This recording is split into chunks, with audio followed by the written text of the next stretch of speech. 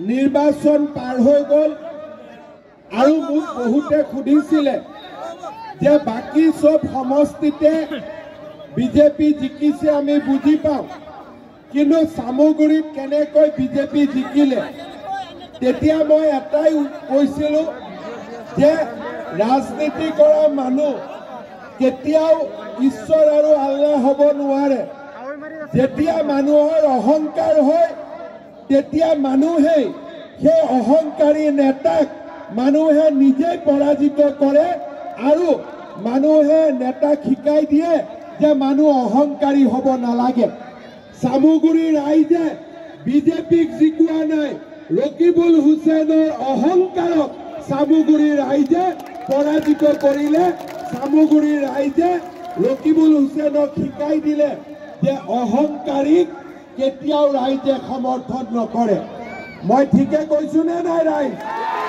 ঠিকে কৈছো নে নাই শ্ৰদ্ধা ৰাইজ আজি এজন মানুহ বিধায়ক হ'ব নিজৰ লৰাও বিধায়ক হ'ব নাতিনীয়েকো বিধায়ক হ'ব আৰু নাতিনীয়েকৰ সন্তানো গৈ বিধায়ক হ'ব তেওঁলোকে তেনেকৈ ৰাইজক ইমান দিনে ব্যৱহাৰ কৰি আছিল আজি সামগুৰি ৰাইজে কাৱৈমাৰী ৰাইজে শিঙিমাৰী ৰাইজে ভাৰতীয় জনতা পাৰ্টিক নিৰ্বাচনত জিকাইছে আৰু ৰাইজে এটা কথা প্ৰমাণ কৰিছে যে ৰাজনীতিত অহংকাৰৰ কতো স্থান থাকিব নোৱাৰে মোৰ টিভিত শুনি মনটো বেয়া লাগিছিলে যেতিয়া ৰকিবুল হুছেইন ডাঙৰীয়াই কৈছিলে যে এই লৰাক যদি মই চাকৰি নিদিলোহেঁতেন এওঁলোকে চানাচুৰ বিক্ৰী কৰিব লাগিলহেঁতেন মই ৰকিবুল হুছেইনক ক'ব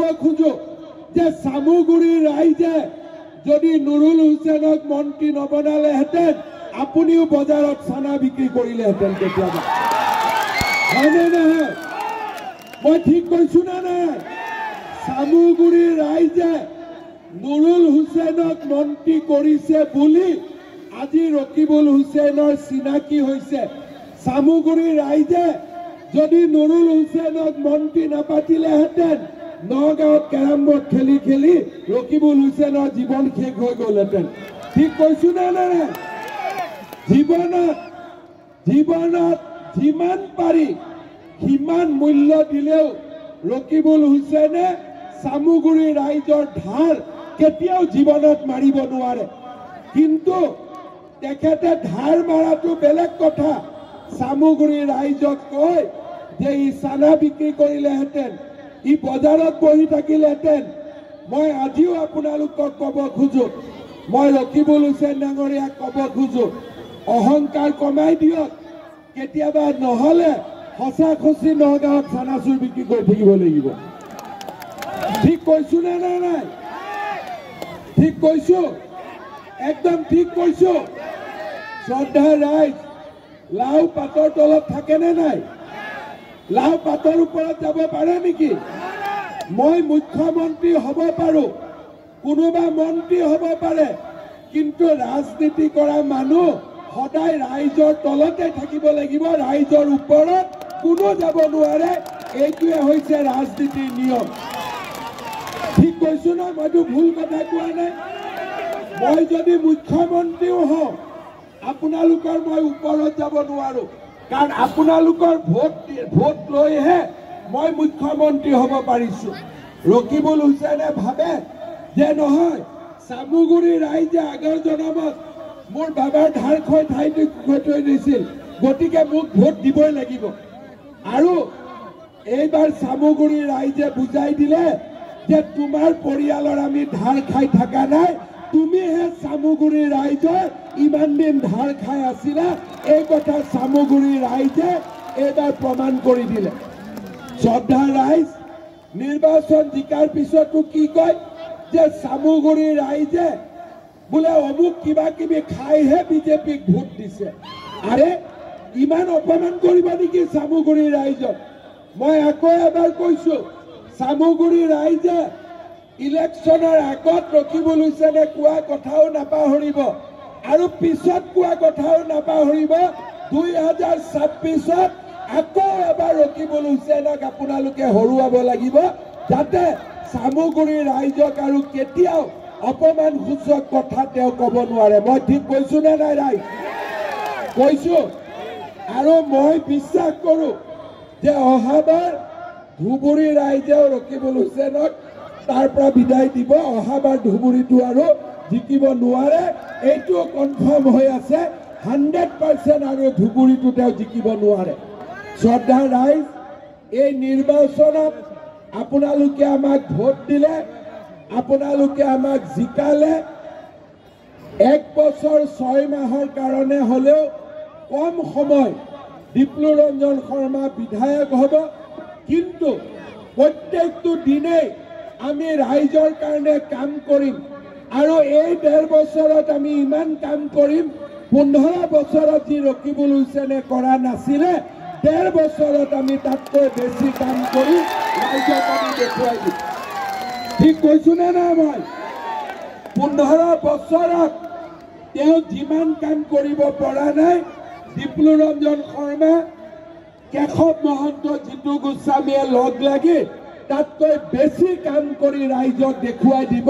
সেই প্ৰতিশ্ৰুতি মই আজি আপোনালোকক আকৌ এবাৰ দিব খুজিছো। শ্ৰদ্ধা ৰাইজ, এই নিৰ্বাচনত আমাক নেতৃত্ব দিছিলে অসম মন্ত্ৰীসভাৰ মন্ত্ৰী বিমল বৰা ডাঙৰীয়াই। তেখেতে চামুগুৰি সমষ্টিৰ দায়িত্ব লৈ এই নিৰ্বাচন পৰিচালনা কৰিছিলে। মই চামুগুৰি ৰাইজক এটা হাত চাপৰিৰে বিমল বৰা ডাঙৰীয়াক অভিনন্দন জনাবলৈ মই অনুৰোধ কৰিম। শ্ৰদ্ধা ৰাইজ, এই নিৰ্বাচনত কেশৱ মহন্ত ডাঙৰীয়া আৰু ৰূপক শৰ্মা ডাঙৰীয়া আৰু সুৰেশ বৰা ডাঙৰীয়া, এই আটাইসকলে আপোনালোকৰ লগত দিনে ৰাতিয়ে কাম কৰিছিল।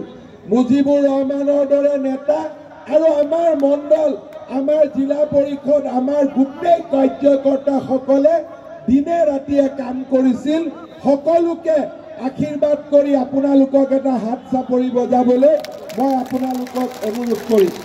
শ্ৰদ্ধা ৰাইজ, ডিপ্লু ৰঞ্জন শৰ্মা ডাঙৰীয়া কম সময়ৰ কাৰণে হলেও আমাৰ চামুগুৰি ৰাইজৰ বাবে দিনে নিশাই কাম কৰিব আৰু আপোনালোকৰ মাজত থাকি চামুগুৰি ৰাইজৰ বাবে দিনে নিশাই কাম কৰিব। মই আপোনালোকক অনুৰোধ কৰিম, আপোনালোকে যেন এটা ডাঙৰ হাত চাপৰিৰে ডিপ্লু ৰঞ্জন শৰ্মা ডাঙৰীয়াকো আপোনালোকে আশীৰ্বাদ কৰে, অভিনন্দন জনায় আৰু আপোনালোকে তেওঁক আগবাঢ়ি যাবলৈ সাহস দিয়ে। শ্ৰদ্ধা ৰাইজ, অৰুণোদয় আঁচনিয়ে হওক, মুখ্যমন্ত্ৰীৰ উদ্যমিতা আঁচনিয়ে হওক, সকলো ক্ষেত্ৰতে চামুগুৰি ৰাইজক আমি ন্যায় প্ৰদান কৰিম আৰু চামুগুৰি ৰাইজক, দুখীয়া ৰাইজক আমি বেছিকৈ সহায় কৰিম। সেই প্ৰতিশ্ৰুতি মই আজিয়ে আপোনালোকক দি থৈ গলো। আৰু আপোনালোকে যদি কৰবাত কিবা অসুবিধা পায়, দুখীয়া মানুহ যদি কিবা আঁচনিৰ পৰা বঞ্চিত হয়, আপোনালোকে লগে লগে মোক আপোনালোকে জনাব, ডিপ্লু ৰঞ্জন শৰ্মাক জনাব। আমি দুখীয়া মানুহক যিমান পাৰো আমি সহায় কৰিম। সেই প্ৰতিশ্ৰুতি মই আজি আপোনালোকক দিব খুজিছো। আমাৰ কাৱৈমাৰী এফআৰইউখন এই অঞ্চলৰ ৰাইজৰ চিকিৎসাৰ একমাত্ৰ ব্যৱস্থা। এই হস্পিটেলখনক আমি এখন মডেল হস্পিটেললৈ ৰূপান্তৰ কৰিম, যাতে চামুগুৰি ৰাইজে সকলো সুবিধা পাব পাৰে। আমাৰ কাৱৈমাৰী মিনি ষ্টেডিয়ামখন নিৰ্মাণৰ বাবে আৰু ভালকৈ নিৰ্মাণৰ কাৰণে আজিৰ সভাতে মই 3 কোটি টকাৰ আৰু এটা সহায় মই আজিৰ সভাতে আপোনালোকক ঘোষণা কৰিছো। আমাৰ কাৱৈমাৰী হায়াৰ ছেকেণ্ডাৰী স্কুলখনৰ বিল্ডিং নিৰ্মাণৰ বাবে মই আজিৰ সভাতে 8 কোটি টকা আজিৰ সভাতে মই ঘোষণা কৰিছো। শ্ৰদ্ধা ৰাইজ, ইয়াৰ উপৰিও আপোনালোকে যি ৰাজহুৱা কাম আপোনালোকে যি বিচাৰে, কৰবাত ৰাস্তা লাগে, কৰবাত স্কুল বনাব লাগে, কৰবাত পানী যোগান আঁচনি বনাব লাগে, বিপ্লৱ ৰঞ্জন শৰ্মা ডাঙৰীয়াক জনাব ১.৫ বছৰৰ ভিতৰত আমি যিমান পাৰোঁ আপোনালোকৰ কাৰণে কাম কৰিম। এই প্ৰতিশ্ৰুতি মই আপোনালোকক দিব খুজিছোঁ। ইলেকশ্যনৰ হাৰাৰ পিছত ৰকিবুল হুছেইনে কি কয় যে মই পুৰণা চামগুৰিত হাৰিলোঁ, কিন্তু মই নতুন চামগুৰিত জিকিম। মই আজিয়েই চামগুৰি ৰাইজক অনুৰোধ কৰিছোঁ, আপোনালোকে আজিৰ পৰাই আৰু এবাৰ প্ৰস্তুত হৈ যাওক, যাতে পুৰণা চামগুৰিত যদি ২৫,০০০ ভোটত ৰকিবুল হুছেইন হাৰিছে, নতুন চামগুৰিত যাতে তেওঁ ৫০,০০০ ভোটত হাৰে। তাৰ কাৰণে আপোনালোকে আজিৰ পৰাই সকলোৱে লগ লাগি কাম আৰম্ভ কৰক। শ্ৰদ্ধা ৰাইজ, আপোনালোকে যেতিয়াই বিচাৰে মোক পাব, যেতিয়া আপোনালোকে ভাবে যে এই শিঙিমাৰী জিলা পৰিষদত এই কামটো হ'ব লাগে, এই ৰাস্তাটো হ'ব লাগে, আপোনালোকে মোক জনাব। মই আপোনালোকৰ লগত থাকিম আৰু আপোনালোকৰ উন্নয়নৰ বাবে একেলগে ধুনীয়াকৈ আমি সকলোৱে মিলি কাম কৰিম। শ্ৰদ্ধা ৰাইজ, সন্ধিয়া বহুত হৈছে, বহুত দীঘলীয়াকৈ মই কথা ক'ব খোজা নাই, কিন্তু নিৰ্বাচনৰ পিছতো ইমান ৰাইজৰ উপস্থিতিৰ পৰা মই এটা কথা গেৰাণ্টি দি ক'ব পাৰোঁ যে নতুন চামগুৰিতো ৰকিবুল হুছেইনো হাৰিব, তেওঁৰ ল'ৰাও হাৰিব। আজিয়ে এইটো কথা আজিৰ সভাতে কনফাৰ্ম হৈ গ'ল। হাৰিবনে নাই? হাৰিবনে নাই? সকলোৱে লগ লাগি থাকিব, মিলি থাকিব, একেলগে থাকিব। আমি আপোনালোকৰ লগত আছোঁ, একেলগে আমি সমাজখনক আগুৱাই লৈ যাম। বহুত বহুত ধন্যবাদ। জয় হিন্দ, বন্দে মাতৰম। মোৰ লগত আকৌ এবাৰ নৰেন্দ্ৰ মোদী ডাঙৰীয়াই শুনি পোৱাকৈ মোৰ লগত সকলোৱে একেলগে ক'ব, নৰেন্দ্ৰ মোদী আৰু ডাঙৰকৈ ক'ব লাগিব, নৰেন্দ্ৰ মোদী, নৰেন্দ্ৰ মোদী, অমিত শ্বাহ, অমিত শ্বাহ, ভৱেশ কলিতা, অতুল বৰা। বহুত বহুত ধন্যবাদ। জয় হিন্দ, বন্দে মাতৰম।